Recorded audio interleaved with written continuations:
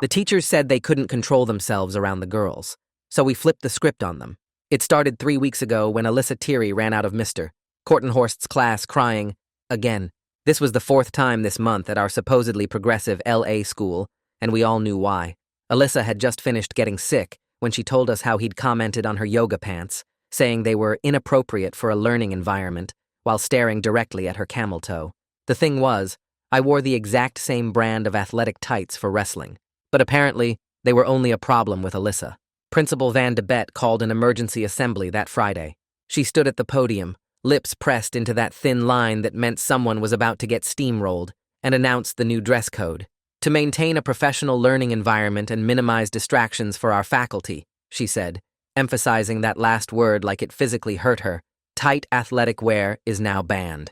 The girls around me deflated. Dee Dee, who lived for her morning runs before school, muttered something unrepeatable under her breath. Alyssa just stared at her hands. "This is for your protection," Van de Bett continued, and I swear she actually believed it. "We need to ensure our teachers can focus on education." That's when Tyrone, sitting next to me, whispered, "Did she just say the teachers can't control themselves?" Mr. Kortenhorst and Mr. Creeperson were standing against the wall, pretending to be happy about the new rule. That night, I actually read the new dress code Van de Bett had posted, word for word, 3 times, and it never said student.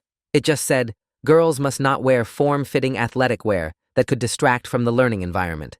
I screenshot it, sent it to the boys' group chat. "We wear the same stuff for sports," I typed. "Every single day." TJ responded first. "Bro, are you thinking what I think you're thinking?" Before we knew it, the plan formed itself. If the teachers couldn't control themselves around athletic wear, then we'd give them something to really not control themselves around. Monday morning, I pulled on Alyssa's exact outfit. It was the same fitted athletic tank the volleyball team wasn't allowed to wear anymore. My football buddies did the exact same. Tyrone wore his sister's old gymnastics leggings. TJ squeezed into compression shorts that left absolutely nothing to the imagination. We didn't know what to expect when we walked, but it wasn't total silence. The first person who gave a reaction beyond the bug-eyed stare was Alyssa. When she saw us, her eyes actually filled with tears, but the good kind. The kind that meant someone finally understood exactly what she was going through. Even the woman teachers who hated us were now looking at us with a weird sense of pride. Principal Van de Bett's face when she saw us was a masterpiece. This deep purple color creeping up from her collar, mouth opening and closing like Nikocado Avocado, downing his 10th meal of the day. But what could she say? We were following the dress code. The real test came in Mr. Kortenhorst's class. 22 boys in athletic wear that would have gotten any girl sent home. He kept trying to look anywhere but at us, and let me tell you, watching him squirm was deeply satisfying. His voice cracked 3 times during the lecture on the Revolutionary War. By lunch, half the male population was in yoga pants. The football team even showed up to practice in their compression gear and refused to change. "It's what we wear under our uniforms anyway," our captain told Coach Creeperson. "Unless you're saying there's something distracting about it. Did the underage girls distract you dressed like this, sir?" Creeperson's face went red, then white, then red again. We were doubting whether or not we were doing the right thing. But that's when we heard Mr. Kortenhorst in the hallway talking to Coach Creeperson. "Thank goodness for this new rule. I was starting to think I'd have to request a transfer. You can see everything through those yoga pants, even the outline of their underwear." He trailed off when Creeperson coughed uncomfortably. And the next day, Van de Bett made an announcement on the intercom. "The dress code is meant to protect students from unwanted attention." "Unwanted attention from who?" I asked her when she called me into her office. My purple leggings, yes, purple, seemed to personally offend her. "You know exactly what you're doing," she hissed. "Following the dress code?" I pulled out my phone, showed her the screenshot. "It says right here, this isn't what it means and you know it. Then what does it mean? Why are these clothes only a problem on girls? Why can't your teachers control themselves?" She actually flinched at that. Good. Wednesday was when things got serious. See, Alyssa's mom was on the school board, and Alyssa had been documenting everything. Every comment, every girl who'd been told her body was too distracting for grown men to handle. The wrestlers showed up to their match in protest, asking why them being topless didn't violate the dress code. The tennis team filed a formal complaint that their uniforms showed their knees. The school board scheduled their meeting for 3 weeks out, which meant 3 more weeks of wearing these purple leggings to the school every single day. My thighs chafed. The elastic waistband left marks on my stomach. But quitting now would hand Van de Bett exactly what she wanted. Proof that this was just some stunt instead of a real protest about a real problem. So every morning I pulled on the same outfit, walked past the same staring teachers, and watched them try to figure out what to do about 20 guys dressed exactly like the girls they couldn't stop commenting on. Thursday at lunch, this girl with a notebook approached our table where me, Tyrone, and TJ were eating. She had press credentials hanging from her neck, the official school newspaper kind. She introduced herself as Lucille Koch and asked if she could interview me about the protest for the paper. My stomach dropped. An interview meant my name attached to this whole thing in print, permanently, where colleges and future employers could find it. Tyrone kicked my shin under the table and pointed out we were already pretty visible walking around in athletic wear every day. I agreed to talk. Lucille pulled out her phone to record and asked about how the protest started, what we wanted to accomplish, whether we expected the school to actually change anything. I explained about Alyssa running out of class crying, about reading the dress code word for word and noticing it only said girls, about deciding that if athletic wear was so distracting, then the teachers should have to deal with it on everyone. She took notes while I talked, asking follow-up questions about whether we planned to keep going and what we wanted Van de Bett to do differently. The interview took 20 minutes. She thanked me and said it would run in Friday's paper. That night I barely slept, imagining how my parents would react when they saw my name in print, talking about teacher objectification. Friday morning, the paper came out during homeroom. Lucille had written a full front-page article with the headline about student protest against gendered dress code enforcement. She quoted me directly about the policy never specifying students and about teachers needing to control themselves. By third period, the main office phone was ringing constantly, parents calling to ask why their sons were protesting, parents calling to complain about the school allowing boys to wear inappropriate clothing, parents calling to ask what the hell was going on with the dress code. Van de Bett sent an email to all families before lunch, claiming students had misunderstood the policy's intent and that the administration was working to clarify the guidelines. The email made it sound like we were confused children who didn't understand what the rules meant, instead of students who had read the actual words she posted. That afternoon, Alyssa found me by my locker and showed me her phone. Her mom had forwarded an entire email chain between Van de Bett and the district office. The administrators were panicking about legal exposure. The district council had actually flagged the gendered language as a Title IX problem weeks ago, before any of this started, but nobody had done anything about it. They just ignored the legal warning and posted the policy anyway. Now they were scrambling to figure out how to fix it without admitting they messed up. Reading those emails felt like finding the cheat codes to a video game. They knew the policy was wrong, and they posted it anyway. Over the weekend, some of the football players started getting pressure from their families to drop the protest and focus on the season. Parents worried about athletic scholarships and college recruiters seeing their kids involved in controversy instead of playing their best. TJ texted the group chat Saturday night, saying his dad was threatening to ground him if he kept wearing the compression gear. 3 other guys posted similar messages about their parents pushing back. Gael Perez, our team captain, sent a message calling an emergency meeting at his house Sunday afternoon. 15 of us showed up, crowding into his basement where his mom had put out pizza and drinks. Gail asked everyone to talk honestly about whether we could keep going or if the cost was getting too high. Some guys admitted they were scared about losing playing time or getting benched for the rest of the season. Others worried about their parents following through on punishment threats. Then TJ stood up and said, "If we folded now, we were basically telling every girl at the school that their dignity mattered less than our football season."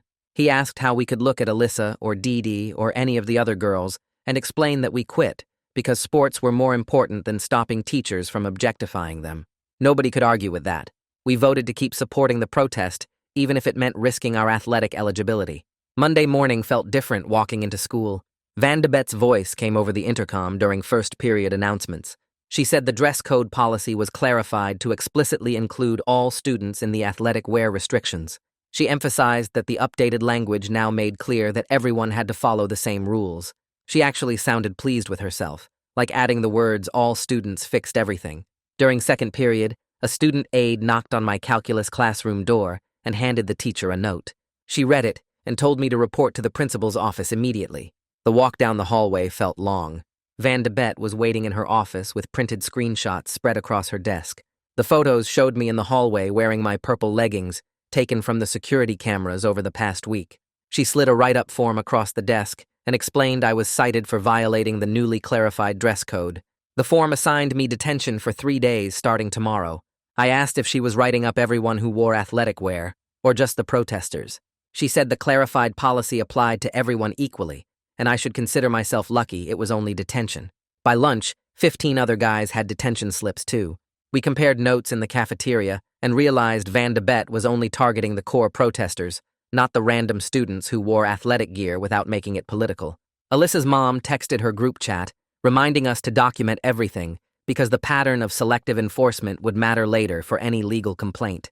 We took photos of our detention slips and screenshots of our documented outfits from before the clarified policy went into effect. After school, Mr. Silas Wolfe caught me in the hallway near the history wing. He pulled me aside into an empty classroom and quietly asked if I knew about the district's Title IX office. I admitted I had heard of Title IX, but didn't really understand what it meant. He explained that Title IX was the federal law protecting students from sex discrimination in schools, and that the district had an office specifically for handling complaints about gender bias. He wrote down the website and the name of the coordinator on a piece of paper. He didn't say he agreed with the protest or that he thought the dress code was wrong. He just made sure I knew the proper channels existed for filing formal complaints. Then he told me to have a good evening and left before anyone could see us talking. That night, I sat at my desk, staring at the Title IX complaint form on my laptop screen. The website looked official and kind of scary with all these legal terms and required fields. I started typing everything from the beginning. The original dress code policy that said girls, not students. The assembly where Principal Van said the policy was meant to minimize distractions for faculty. Every single comment from Kortenhorst that Alyssa had documented over the past month. The hallway conversation I heard between Kortenhorst and Coach about seeing everything through yoga pants. My fingers kept moving across the keyboard, even when my hands started cramping. I attached screenshots of the original policy text. I uploaded photos of the detention slips Van handed out only to protesters. I included timestamps and dates for every incident. The form asked if I wanted to remain anonymous, and I clicked no because hiding felt wrong after everything we'd done. 2 hours later, I hit submit and watched the confirmation screen appear, telling me someone would contact me within 5 business days. Wednesday morning during first period, a woman in a dark blazer walked past our classroom window, heading toward the main office. She carried a leather briefcase and wore the kind of serious expression that meant someone was about to have a very bad day. The intercom crackled during second period, and the secretary asked for Alyssa to report to the conference room immediately. Everyone in class went quiet. Alyssa gathered her books slowly and walked out with her chin up even though I could see her hands shaking. By lunch, the whole school knew a Title IX investigator was on campus. Marguerite Parsons from the district office was interviewing students about the dress code and everything that led up to the protest. Kids crowded around the cafeteria tables whispering about who got called in and what questions were being asked. The investigation felt real now in a way that made my stomach flip. Lucille caught me after lunch near my locker holding her phone up with a huge grin on her face. She showed me her latest article about the Title IX investigation being officially opened. The school paper site had already gotten 300 views, and local education blogs were sharing the link. One blog called it a test case for how schools handle gender-based dress code problems. Another site interviewed a lawyer who said the original policy language was pretty clearly discriminatory. My phone buzzed with texts from people I barely knew asking if I'd seen the coverage. The protest wasn't just our school drama anymore. It was turning into something bigger that people outside our campus actually cared about. Thursday, a junior girl stopped me in the hallway between third and fourth period. She crossed her arms and told me I was making the whole school look bad. She said colleges were going to see all this negative attention and think our school was a mess. She asked why I had to be so dramatic about a dress code that wasn't even that serious. I tried to explain about Alyssa and the other girls who got harassed, but she just rolled her eyes and walked away. 2 other students I didn't know gave me dirty looks in the bathroom later. Someone wrote on the stall door that protesters were ruining everything for everyone else. The criticism felt worse than I expected, because part of me wondered if they were right. Friday at lunch, I sat alone at a table in the corner picking at my sandwich without really eating it. The cafeteria noise felt too loud, and I kept thinking about college applications and whether this whole thing was worth potentially messing up my future. Alyssa slid into the seat across from me without asking. She put her hand on the table and said thank you for not giving up. She told me that seeing guys actually stand up for what happened to her made her feel less alone than she'd felt in months. She said knowing someone believed her enough to risk detention and angry classmates meant everything. I felt the doubt in my chest loosen a little bit. This wasn't about my college applications or what other students thought. It was about making sure girls like Alyssa didn't have to deal with teachers who couldn't control themselves. Friday night, the football game turned into another flashpoint. Half the team showed up to warm-ups wearing their compression gear instead of practice uniforms. The athletic director marched onto the field during stretches with his clipboard and his face already red. He told Gale and the other captains that if we didn't change into regulation uniforms immediately, he would forfeit the game. Our opponents were already on the field watching this whole mess unfold. Parents in the stands started yelling questions about what was happening. The athletic director gave us 5 minutes to decide. Gale pulled the team into a huddle near the bench. He said we needed to find a middle ground that kept our message visible without completely destroying the season. He suggested we change for the actual game, but wear the compression gear during the pregame team walk through campus. That way, students would still see us making a statement, but we wouldn't lose the game and mess up everyone's stats. The athletic director agreed after Gale promised we'd be in full regulation uniforms before kickoff. We walked through the main quad in our compression gear with the whole school watching before heading back to change. It felt like a small win for keeping the protest visible without sacrificing everything. Saturday afternoon, my parents called me into the living room for a serious talk. They sat on the couch looking concerned while I took the chair across from them. My dad said he'd noticed my grades slipping in a few classes over the past 2 weeks. Requested Reads is on Spotify now. Check out link in the description or comments. My mom asked if this protest was affecting my ability to focus on college applications and schoolwork. They said they supported what we were trying to do, but they worried I was sacrificing too much of my own future for this cause. The conversation felt heavy, and I couldn't quite meet their eyes while they talked. I went to my room and grabbed the documentation folder I'd been keeping since this started. I brought it back downstairs and spread everything across the coffee table. The original policy screenshots, the detention slips showing selective enforcement, the documented timeline of every inappropriate comment Kortenhorst made to female students. I explained this wasn't just about a dress code. It was about teachers who looked at teenage girls in yoga pants and couldn't control themselves enough to teach a class. It was about a principal who thought protecting teachers from distraction mattered more than protecting students from harassment. My mom got really quiet while she looked through the papers. Then she looked up at me and said she was proud of me for standing up even when it was hard. Sunday night, I checked my email before bed and found a message from Marguerite Parsons. The subject line said, "Formal interview request." She wrote that she needed to conduct an official interview with me Monday morning before first period. The email listed specific incidents she wanted to discuss, including the overheard conversation between Kortenhorst and Coach about seeing girls' underwear through their pants. She asked me to bring any additional documentation I had. The tone was professional but serious in a way that made this feel very real and kind of scary. I screenshot the email and sent it to the group chat, so everyone knew the investigation was moving forward. Monday morning, I walked into the district office building at 7:30 for the Title IX interview.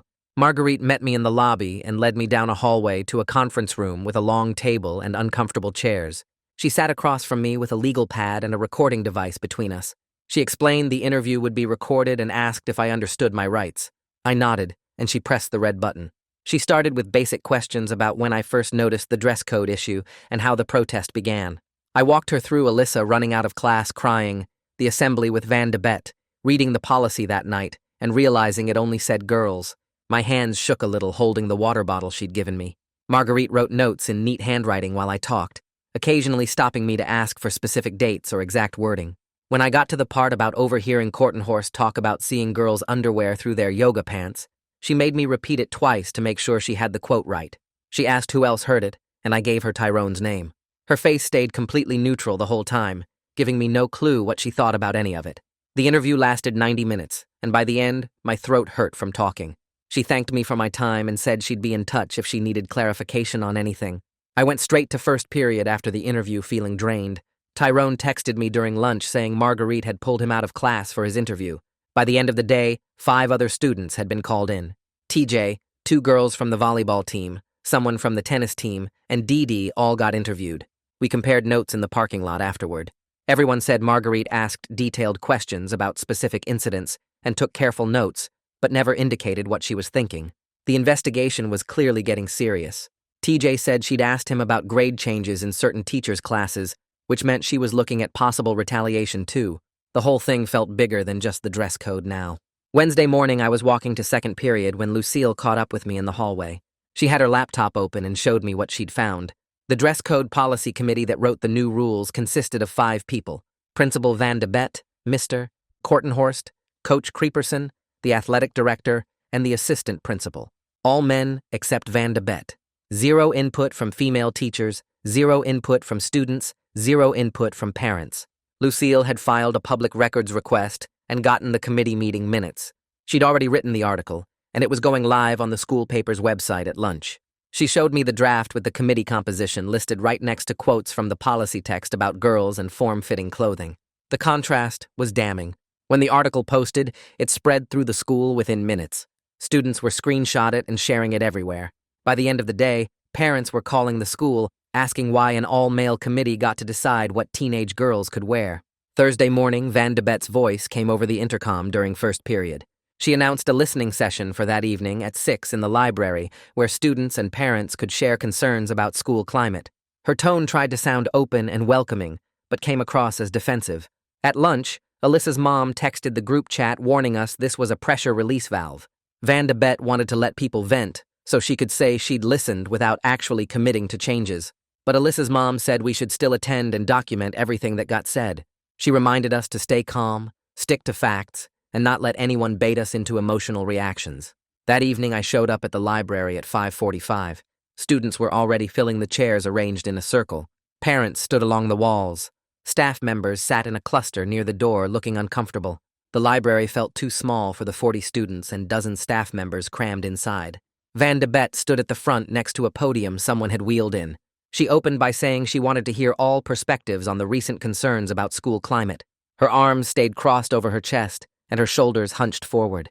She said everyone would get a chance to speak, and asked that we be respectful of different viewpoints. The first few students who spoke gave generic comments about wanting to feel safe and respected. Van de Bet nodded along and thanked each person. Then it was my turn. I pulled out my phone and opened the screenshot of the original policy. I read the text out loud, word for word, emphasizing where it said, "Girls must not wear form-fitting athletic wear." Then I asked why girls was specified if the rule was meant for everyone. Van de Bet's face tightened. She said the policy was written with common understanding in mind, and that everyone knew what it meant. I asked what common understanding meant, and why it wasn't written clearly, if that was the intent. She stumbled through an answer about maintaining professional environments and appropriate attire standards. Nobody in the room looked convinced. A few students exchanged glances. Van de Bet moved quickly to the next speaker. Alyssa stood up and the room got very quiet. She talked about how being told her body was a distraction made her feel like she was responsible for adult men's behavior. Her voice stayed steady, but her hands gripped the back of the chair in front of her. She described walking into class every day, wondering if her clothes would be a problem, if a teacher would stare, if she'd get sent to the office. She said the dress code made her feel like her body was something shameful that needed to be hidden, so teachers could do their jobs. Several girls in the room started crying. One of the female teachers wiped her eyes. Even some of the male staff members shifted in their seats, looking uncomfortable. Alyssa sat down, and nobody spoke for a long moment. A parent from the back stood up. He said his name and that he had a daughter in 10th grade. He claimed we were attacking good teachers who were just trying to maintain professional standards. He said the dress code was reasonable, and that students today didn't understand appropriate boundaries. Before anyone could respond, Michaela Houston stood up from the other side of the room. She introduced herself as a parent coalition organizer and said she'd brought data about gender bias in dress code enforcement. She pulled out printed charts showing that nationwide, girls receive dress code violations at 6 times the rate of boys. She cited studies about how sexualized dress codes harm girls' educational outcomes and mental health. She spoke calmly but firmly, making eye contact with the opposing parent. The data made it impossible to dismiss the concerns as overreaction. The listening session continued for another hour, with more students and parents speaking. Van de Bet took notes, but made no commitments about policy changes or next steps. She thanked everyone for sharing and said the administration would take all feedback into consideration. The session ended at 8, and people filed out looking frustrated. But as I walked toward the exit, I noticed a man in a suit sitting in the back row. He'd been there the whole time, just observing without saying anything. Alyssa's mom caught my eye and tilted her head toward him. After we got outside, she texted the group chat explaining that was the district superintendent. His presence meant the district was taking this seriously at the highest level. The listening session might not have produced concrete results, but someone with real authority had witnessed everything. Friday morning, I was scrolling through my phone before first period when I saw the posts. Someone had created a fake account with a generic username and started posting photos of girls from our school. The photos were normal school pictures, but the captions were disgusting. Comments about their bodies, sexual remarks, ratings of their appearance. Multiple girls got targeted, including Alyssa, Dee Dee, and girls from the volleyball team. The posts were spreading fast with people sharing them and adding their own gross comments. Girls were running to the bathroom crying. Teachers were trying to get the posts reported, but new ones kept appearing faster than anyone could flag them. The account had been created sometime overnight and already had dozens of posts. By second period, campus security was involved, and the administration was trying to trace the account's origin. By third period, campus security had tracked the IP address to somewhere off campus, definitely not a student device. The tech guy explained it to principal in her office, and word spread fast because someone's older sister worked in the main office. An adult had created that account, spent hours collecting photos of underage girls, and posted those disgusting comments. The whole thing shifted from stupid online drama to something way more serious and honestly scary. Campus security contacted the police, who started their own investigation into who owned that IP address and whether this counted as harassment or something worse. The rest of Friday felt weird, with teachers looking nervous and students checking their phones constantly to see if new posts appeared. Alyssa looked exhausted, probably from crying in the bathroom between classes after seeing her photo with those comments underneath. Lucille found me after school in the parking lot.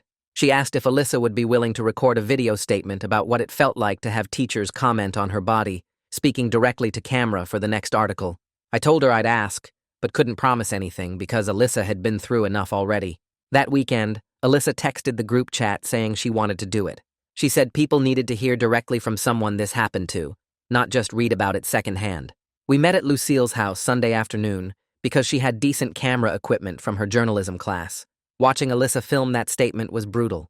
She sat in front of the camera, took a deep breath, and started talking about walking into class every day, wondering if today would be the day Mr. Kortenhorst stared too long or made another comment. She described the sick feeling in her stomach when he called her outfit inappropriate while looking directly at her body. She talked about how the dress code made her feel like her body was the problem instead of grown men who couldn't control themselves.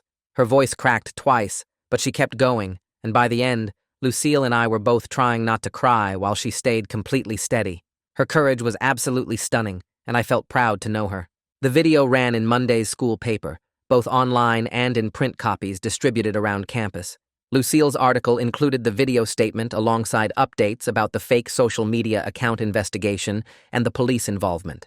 The combination of Alyssa speaking directly about her experience and concrete evidence that an adult was targeting students shifted everything. Parents started calling the school demanding answers. The district office got involved. Local news picked up the story. By lunch Monday, our protest wasn't just about dress codes anymore, but about the whole culture of teachers objectifying students and administrators protecting them instead of us. Tuesday morning, I found a flyer stuck to my car windshield. It claimed students at our school were part of a radical agenda trying to sexualize children and destroy good teachers' careers. The flyer had no source listed, no organization name, just printed accusations and a grainy photo of the protest. The same flyers showed up in mailboxes all around the school neighborhood, my mom told me when I got home. She seemed more angry than worried, which comforting. Other parents in the supportive group chat were posting photos of the flyers they'd received, trying to figure out who sent them. Michaela Houston organized a response within hours. She got the parent coalition together and printed factual information sheets about what actually happened, including quotes from the original dress code policy, timeline of events, and explanation of what we were actually asking for. Wednesday after school, I saw groups of parents walking the same neighborhoods that got the anonymous flyers, knocking on doors and handing out the real information. Michaela had turned this into an actual ground campaign, and watching parents fight for us felt incredible. The parent opposition thought they could spread lies anonymously, but our parents were willing to show their faces and have actual conversations with neighbors about what was really happening. Thursday morning in the hallway between second and third period, Mr. Kortenhorst walked past me deliberately. He was talking to another teacher, but his voice got louder right as he passed. The other teacher nodded along while Mr. Kortenhorst said something about students who should focus more on academics instead of causing drama and how some people clearly had too much free time. He didn't look at me directly, but the message was obvious. My grades were going to suffer because I'd stood up against him. The threat hung in the air even though he never said it explicitly. Mr. Silas Wolfe must have been close enough to hear the exchange because he caught up with me before I reached my next class. He pulled me aside into an empty classroom and explained how to document grade changes through the student portal. He suggested checking my grades weekly and taking screenshots of everything to establish what my grades looked like before any possible payback. He showed me exactly where to find participation grades and how to export the data. He never said directly that he thought Mr. Kortenhorst would retaliate, but the careful way he explained everything made it clear he understood what was happening. That night, I logged into the student portal and started pulling grade data for myself, Tyrone, TJ, and the other main protesters. What I found made my stomach hurt. Several of us had seen our participation grades drop in certain teachers' classes over the past 2 weeks. My grade in Mr. de Kortenhorst's class had gone from a 94 to an 87. Tyrone dropped from a 91 to an 84 in the same class.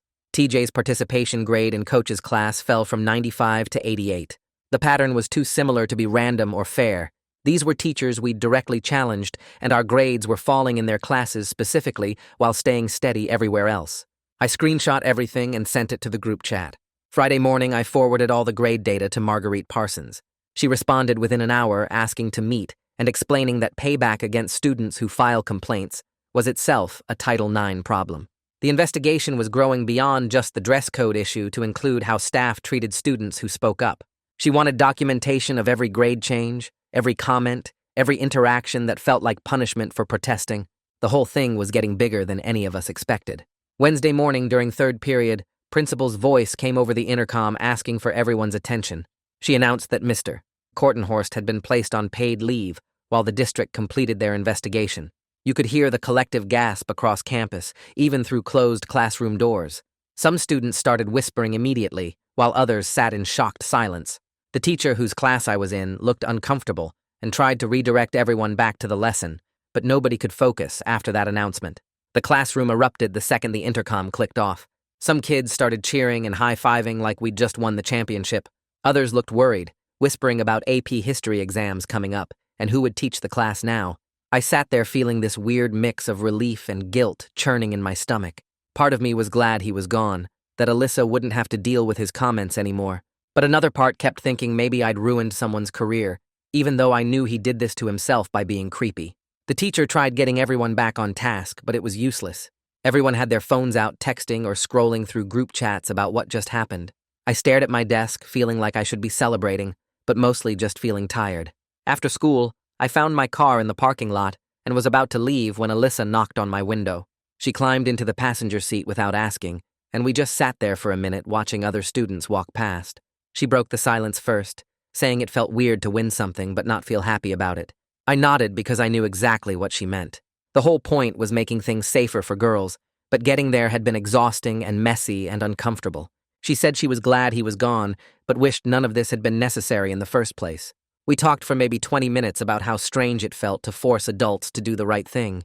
Eventually, she mentioned her mom wanted to help us prepare for tomorrow night's board meeting and asked if I could come over.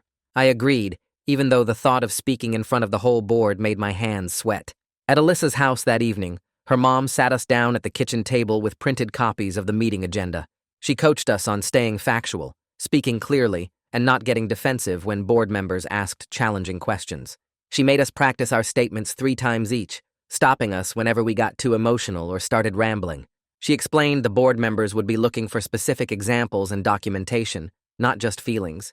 She showed us how to pause if we got choked up, how to make eye contact with different board members, how to end our statements with clear requests for action.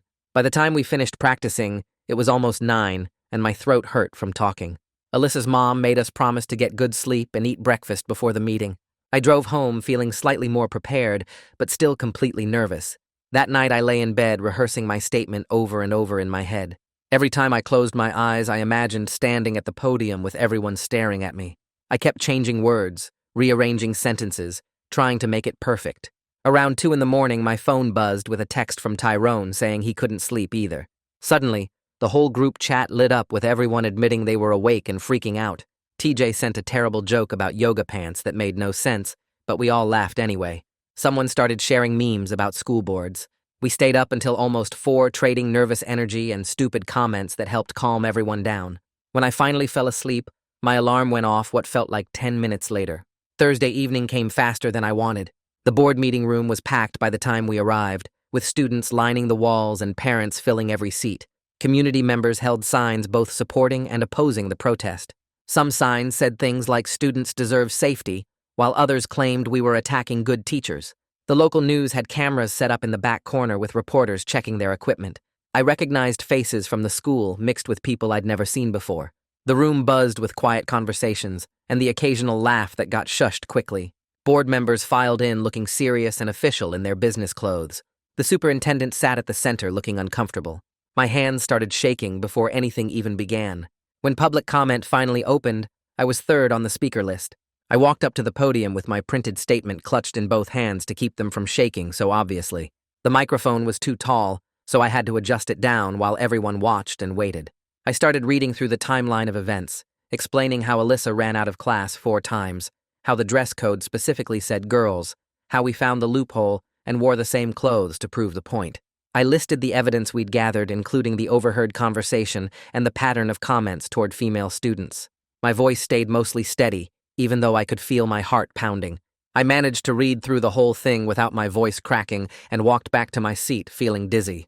Alyssa spoke next, and her testimony hit different from mine.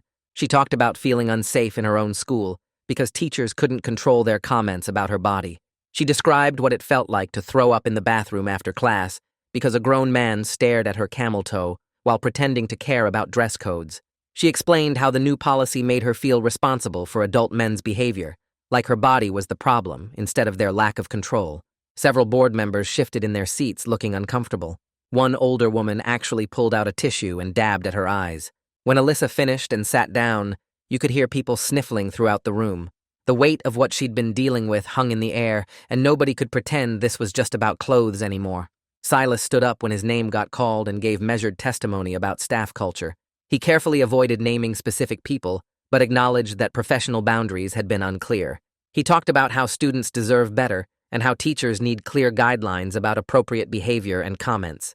He said the current situation reflected poorly on everyone, and that the district needed to take responsibility for allowing this culture to develop. His willingness to speak up as a teacher seemed to carry real weight with the board members. They asked him several questions about what kind of training might help and what specific policy changes he thought were necessary. He answered each question thoughtfully, without throwing anyone under the bus, but making it clear things needed to change. Marguerite presented her preliminary findings next, and the room got completely silent. She explained how her investigation uncovered that the dress code committee was all male administrators with 0 female input. She showed data about the pattern of gendered enforcement where girls got sent home for clothes boys wore without problems. She had documentation of inappropriate staff comments about students' bodies collected from multiple witnesses. She presented evidence of grade retaliation against protesters, showing how certain teachers dropped participation scores right after the protests started. She laid out everything in this calm, professional way that made it impossible to deny. When she finished, the board members looked at each other with these concerned expressions, and the superintendent's face had gone pale. The board announced they were going into closed session for deliberations, and we all filed out to the hallway. 90 minutes of waiting felt completely unbearable. Students sat on the floor scrolling through phones trying to distract themselves. Parents made quiet small talk in clusters. Some people went outside for air. I paced back and forth, unable to sit still. Tyrone kept checking the time every 2 minutes. Alyssa sat against the wall with her eyes closed. The tension built with every passing minute as we waited to find out if everything we'd done actually mattered, or if the board would find some way to protect the administration instead of students. The doors opened, and the board members filed back in, looking serious. The superintendent stood at the podium and pulled out a paper with notes on it. He cleared his throat and started reading off the decisions they'd made. The current dress code was suspended right away until they could write a completely new one with student input. Mr. Kortenhorst's leave was extended for now with no return date set. Coach Creeperson was getting moved to a job where he wouldn't work with students anymore. Principal Van would have someone from the district watching over her for the rest of the school year to make sure things changed. The room stayed quiet while he kept reading. All staff had to do Title IX training starting next month. They were setting up a student committee to review policies before they got approved. The district was hiring someone full-time to handle campus climate issues and student complaints. Students around me grabbed each other's hands, and some people started crying quietly. The changes were way bigger than we thought we'd get. The athletic director stood up next and said all protesters could play sports again immediately with no punishment. Our football season could continue even though we'd already missed 3 games. That's when the room erupted with people clapping and students hugging each other. Parents were taking photos, and some of the board members looked relieved. Walking out of that meeting felt strange because everyone was crying and hugging, but it wasn't pure happiness. The whole fight had been exhausting, and some damage couldn't be fixed. Alyssa had been dealing with inappropriate comments for months before we finally did something. Other girls had been sent home and humiliated. Teachers had proven they couldn't be trusted to act right around teenage students. But we'd actually changed something real and permanent. The policies were different now, and future students wouldn't have to deal with the same garbage we did. Friday morning when I walked onto campus, everything felt different. Teachers were being way more careful about what they said and how they looked at students. You could feel the boundaries had been reset. Some staff members looked angry about it and kept their heads down in the hallways. Most seemed relieved to have clearer rules about what was okay and what wasn't. Students were talking about the board meeting in every class. A few weeks later, Lucille's final article about everything won some regional high school journalism award. She called me asking for another interview about what comes next. I told her the real work was making sure the new policies actually got used and enforced. We couldn't just celebrate and then let everything slide back to how it was before. The Student Advisory Committee held its first meeting on a Tuesday after school. 6 students, including me and Alyssa, sat around a table with 2 board members and a district lawyer. We spent 2 hours going through every line of the old dress code and talking about what was wrong with it. The lawyer took notes on everything we said. We worked on creating language that was actually fair and didn't target specific body types or genders. It was boring work, but important. Mr. Silas actually got recognized by the district for supporting student voice the right way. He told me privately after school one day that speaking up had been scary for him too. Some things matter more than keeping your job safe, though. He said he was proud of all of us for pushing back instead of just accepting how things were. Alyssa and I became actual friends through this whole experience. Not in a romantic way like some people assumed and gossiped about. We just understood what each other had been through. We checked in regularly about how we were processing everything. Sometimes we talked about the hearing or the protest. Sometimes we just hung out and didn't mention any of it. We both needed someone who got it without having to explain. The new dress code took 3 weeks of committee work to finalize. It ended up being gender neutral and focused on health and safety instead of whether clothes were distracting. It included a requirement that students had to have input on any future policy changes. The board voted to approve it at their next meeting. When the final version got posted on the school website, I read through it twice. It wasn't perfect, but it was so much better than what we'd started with. No more targeting girls for having bodies. No more pretending students were responsible for adult teachers not controlling themselves. Clear rules that applied to everyone the same way. 3 months after the board meeting, Marguerite sent an email to everyone involved saying her investigation was officially closed. The final report ran 47 pages, documenting every pattern of inappropriate behavior, every policy failure, and every gap in our school's systems for protecting students. The district posted it publicly on their website, along with schedules for mandatory staff training and new reporting channels students could actually use. Reading through that report felt strange, because it turned everything we'd lived through into official documented facts with bullet points and legal language. Marguerite had interviewed over 30 students and 15 staff members. She'd reviewed 5 years of dress code enforcement data, showing girls got written up at 3 times the rate of boys for identical clothing. She documented how the all-male policy committee never consulted female students or staff about the dress code they created. The report included direct quotes from Mr. Kortenhorst's overheard conversation and testimony from multiple girls about his pattern of comments. It laid out exactly how the school's response to Alyssa's complaints had violated Title IX by prioritizing staff comfort over student safety. The district was now required to submit quarterly reports showing they were actually following through on all the changes they'd promised. A week after the report came out, Mr. Kortenhorst submitted his resignation letter rather than face a formal disciplinary hearing where everything would become part of his permanent record. The district accepted it immediately. Coach Creeperson got transferred to some district office job processing equipment orders where he wouldn't have any contact with students. He kept his salary and benefits, which felt like he got off easy, but at least he was gone from campus. Some people wanted bigger consequences, wanted them fired without benefits or prosecuted or publicly shamed. I got why people felt that way. But having their behavior officially documented and them removed from positions where they could hurt more students felt like something real we'd actually accomplished. The consequences weren't dramatic or satisfying in a revenge kind of way. They were just permanent and recorded in official files that would follow these guys to any future education jobs. That mattered more than I'd expected it to.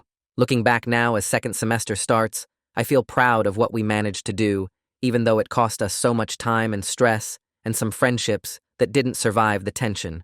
We proved students can actually push back against systems that aren't fair and sometimes win if we're willing to document everything and keep showing up even when it gets uncomfortable. The school is measurably safer because we refuse to accept that girls' bodies were the problem instead of teachers who couldn't control their own behavior. The policy changes are permanent and written into official district guidelines now. The reporting systems are actually functioning with a dedicated coordinator who takes complaints seriously.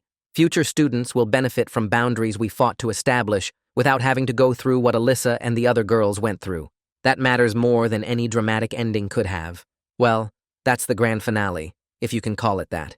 If you're still here, you clearly have questionable taste, but I respect the dedication. Go on, subscribe, and see how much worse it gets next time.